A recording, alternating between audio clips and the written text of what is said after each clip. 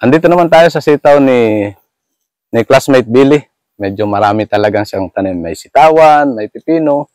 Pero anong variety itong sitaw mo, classmate na to? Makisig. Makisig. So yun yun. East-west din ang makisig. No? So makisig, i-update lang namin kayo kasi nung nakaraan, ibinidyo na natin to. Pinicture na natin. Ang tanim ni classmate dito ay ampalaya. So, kamusta yung ampalaya nung nakaraan? Ayos naman. Nakasambot baka naman. Ayun. Namatay Nagsakit. Naghangin. Namatay. Oo. So, yun yung naranasan niya. Kaya nga ang nakalagay dun sa ating title noon, mga kinakaharap ng ampalaya ni Billy. So, siya ay hindi naman siya daw nalugi. Kumbaga, sambot lang doon sa puhunan. Kasi na rin, panahon ng November, December kasi medyo napakaulan. Then napakahangin na rin. Ang ginawa niya doon sa ampalayahan niya, ito na yung resulta sa ngayon. After ng ampalaya, nagtanim siya ng kanyang sitaw. Kasi meron pa siyang balag. May trellis pa siya. At napakaganda kasi meron siyang bubong. Inaasahan natin na aakyat yan dyan. No? Yung ating... Pinuputol ko para hindi ko pinapaakyat. Hindi na pinapaakyat. Pag yung pinuputol ko na yung talabos. Mga para kumanda ang sanga. Okay. So, nagpapakonsentrate ka ng nito sa sanga. Pag yung mahaba na talabas, yan. Putol to Oo. Pero mas maganda dyan kung ito yung magandang mapapag-usapan natin. Mas maganda yan kung hindi mo siya putulin. At dito siya gumapang.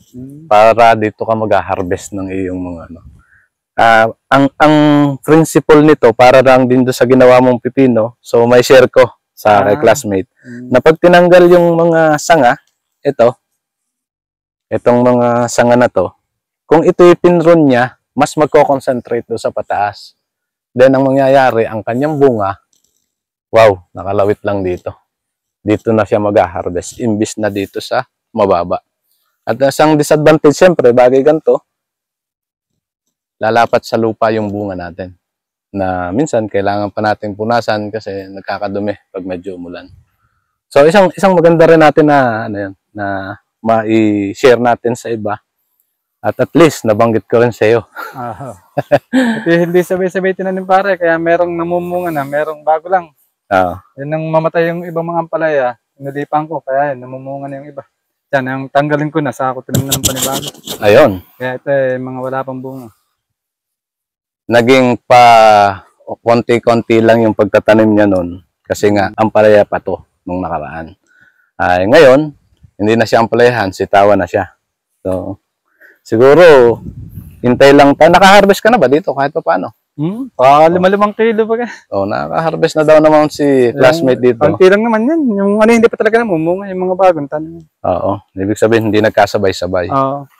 Dahil nga noon ay medyo nagka-problema sa ampalaya, yung mga bakante, nilagyan niya ng okra. Yan, mga bakante. Yan. Kaya may okra yan ay bakante. So, ganun yung ginagawa. Kaya, pero dito, wala pang bunga to. Hindi pa siya nabunga, pero yung iba nabunga na dahil hindi naging sabay-sabay. Sinamantala lang niya yung pagkakataon na yung pagkahawa nito noon, matamnang kaagad para ma-maximize natin yung ahawan. Pag walang ginagawa nga pag walang gagawin doon sa pino, yan yung inaano ko nag-utay-utay na yan. Ito pala yung extra na oras mo. So, pagka medyo bakante, dito. Kaya 2 iras, sumunod ulit. Pag wala lang gagawin, 2 iras, ganun lang. Ayun. Hindi sabay-sabay. Kasi solo lang naman siya na rito. At saka siya ay full-time farmer na ngayon. Dati siyang nasa pabrika, nag-resign siya sa trabaho para mag-farm. So, yun yung isang hindi naman inia-advise sa iba. Kumbaga, nangyari lang sa kanya dahil siya naman ay may background din talaga sa agriculture dahil siya ay nag-aral ng agriculture. Naka 2 years siya. Kaya siguro, kumuha lang ng konting puhunan ng mga pabrika, then nagtumulong sa mga kapatid. After nun, naisipan naman yung magkaroon ng ganito, mag-farming. At yung tanim niya dito, masasabi ko, ngayon, ito dati talaga wala tong tanim. Pero ngayon, may ilang puno ng niyog mo para dito. Baka mga 200 to, mahigit 200. So dito sa kanyang area, nakapagtanim na siyang 200 na puno ng nyog. Then, ang kalamansi, may ilan ang kalamansi? 300. So nasa 300 yung kalamansi niya. Tapos, meron pa siyang saging, meron pepino. So nagro-rotate lang yung kanyang tanim. Then, meron pa siyang palayan. Kaya, hindi naman talaga masasabing magaan ang buhay niya dito. Pero, pwede na. Kahit pa paano yung makaraos sa pang-araw-araw. At ang isa, siya ang boss dito. At siya rin ang tauhan. So, yun yung ano, na nangyayari bagay sa farm ka. Pag walang puhunan, ikaw rin tauhan. Yun. Pag nagkapera, di saka makakapag ano, makakaupa. Kaya kung last time nito pare, itong ginagawa ko nga pag last time ngayon, inutay-utay ko. Sa baba. Kasi last time dati ng ampalaya, isa lang, at siya, dito na ako naglastay kasi hindi ko naman pinasangan sa baba eh. Kaya sa baba, mga walang lastay. Ayan, mga nilalagyan ko ngayon. May lagay na. So, maganda kasing maranasan natin kasi katulad namin, meron naman kami kahit pa paanong lupang tatamnan. Ang kailangan lang natin ay medyo maging focus sa pagtatanim at dadating yung panahon. Pag-harvest natin, hindi naman masasabing lagi na lang tayong panalo, minsan talo. Pero kung tuloy-tuloy lang tayo, ay masusustain natin yung farm. Then, wala tayong bossing dito kasi tayo mismo yung may-ari. Kaya, siguro, doon sa may mga lupa, isipin nyo rin at tingnan nyo rin kung ano yung ginagawa ni classmate Billy at baka sakaling makapagpalakas ng loob nyo para mag-engage sa farm. Pero, kung malaki na ang kita nyo, huwag muna kayong bibitaw sa trabaho. Doon muna tayo at yung puhunan, gumamit tayo ng puhunan dito. At kung kaya na natin, nakita natin kaya na natin mag-sustain, be it. Bakit ang hindi? Kaya ginagawa natin yung gantong farming. Din. Papakitaan pa natin kasi medyo may kasipagan tong ating classmate eh. Pare, may ano ka pa pala rito. Kalabasa, konti lang. Kalabasa. So, mga namatay. Paliwanag mo pare yung tungkol sa kalabasa. Ano yung naranasan mo? Bakit ka pati nagtanim ng kalabasa? Ay, ano lang yan. Testing lang yan. Dami namang namatay. Mga sobrang hangin din. Ano yan, yung panahon nga ng malakas ang hangin. Marang tigil ang ulan. December. Namamatay. Meron namang okay. Ito huli ito eh. Yung mga naon na namatay. Pero marami pa rin siya. Marami rin yun. Pag namunga. Bago pa lang yun. Mga isang buwan na yan. So, ayun. Kung mapapansin nyo rin, ay ito ay pinaghalamanan na niya dati. Kung bakit meron pang, anong tanim dito dati? Talong. So, ayun, talong. Pero ayaw niya nang may mababakante kasi, no? Kaya pinakita niya, pinakita niya yung kanyang tanim na kalabasa. Parang sa ganun may ma-harvest din tayo. Siguro kulang mo dito ay kumpletuhin yung pakbet.